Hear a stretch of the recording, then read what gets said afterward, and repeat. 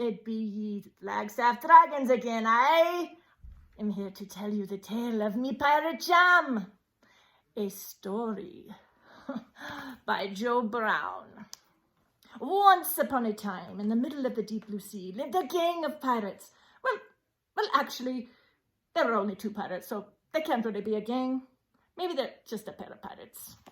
Their names were Fredbeard and Little Jim. But Little Jim wasn't so little, but he was once. And they had a sea dog named Patch.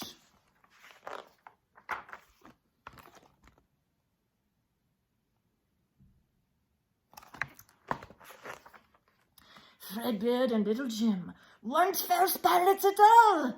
They were thrown out of pilot school for failing all of their exams. "Arg, these pirates are useless," said the teacher. It was true. Fredbeard and Little Jim would rather drink a cup of tea than a bottle of grog. Plus, they couldn't buckle squash. They always held treasure, maps, upside down.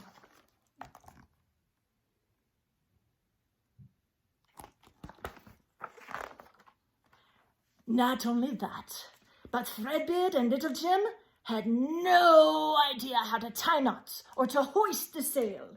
They found shivery timbers a bit of a bore, and they always got seasick.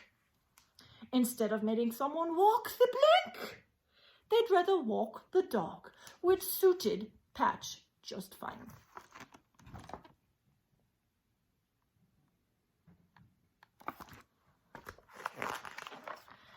After leaving pirate school, Fredbeard and Little Jim sailed across the sea until they spotted the perfect island to make their home. They built a little house from driftwood and other things they found on the beach. In the yard, they built a shed where Fredbeard stored anything he thought might be useful. Little Jim kept it tidy.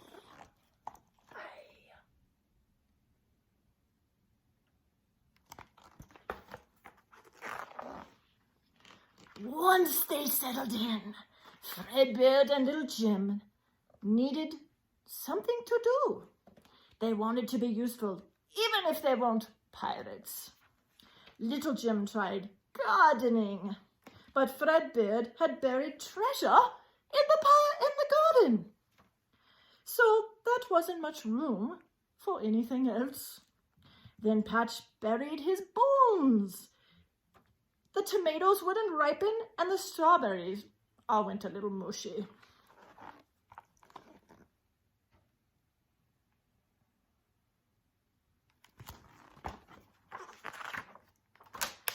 Fredbeard tried being a mail carrier, but got everything muddled up because he held the map the wrong way.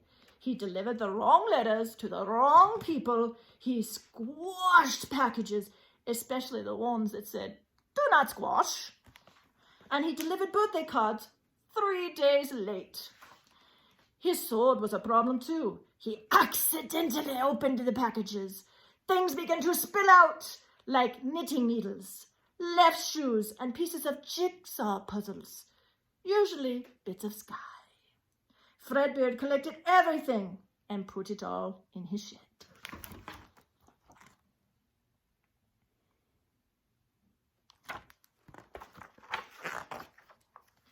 One night, there was a terrible storm. Fredbeard, Little Jim, and Patch sat warm and dry in their cozy house. They were glad that they weren't out there at sea like their old friends at pirate school. The next day, lots of boxes washed up on the shore. Fredbeard and Little Jim went to investigate.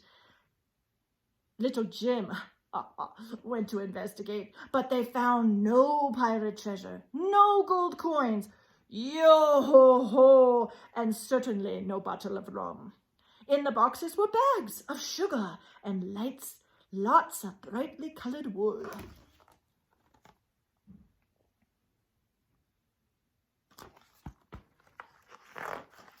Fredbeard and Little Jim gathered up the boxes and stored everything in their shed. Fredbeard said it all would be useful someday. Little Jim wasn't sure he agreed, but he kept the beach neat.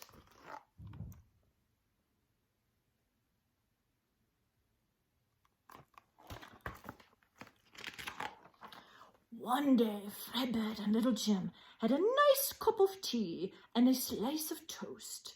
"It would be grand if we had something to put on this toast," said Little Jim. Suddenly, Fredbeard had a bright idea. He hadn't had an idea before, let alone a bright one, so he had to lie down for a while.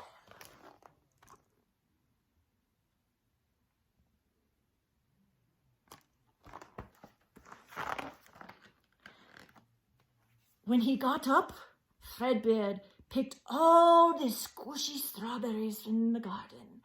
Then he went to the shed and found the shipwrecked sugar. He put it all in a pan on the stove and boiled it to make jam. He poured the jam in the jars and drew a picture on the labels. "Arr, it be pirate jam," he said. Fredbeard made some more toast for Little Jim. This time with jam. Little Jim loved the jam.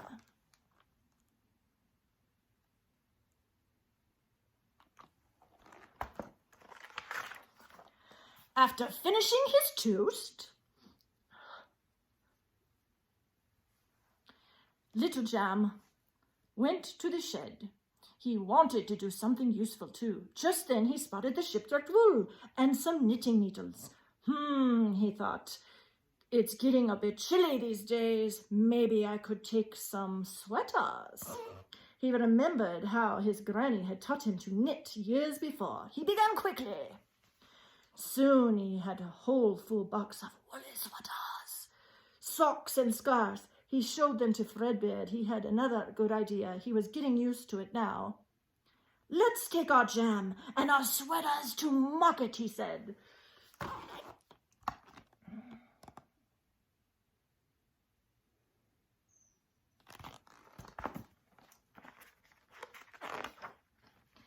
The market was busy. "Yo-ho, pirate jam! Have a taste! Ahoy, matey! Striped sweaters, try them all!"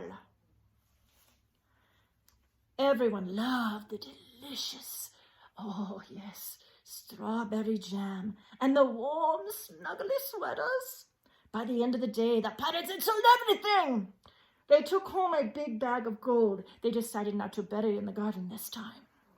Fredbeard and Little Jim had finally proven they were useful, even if they weren't really pirates.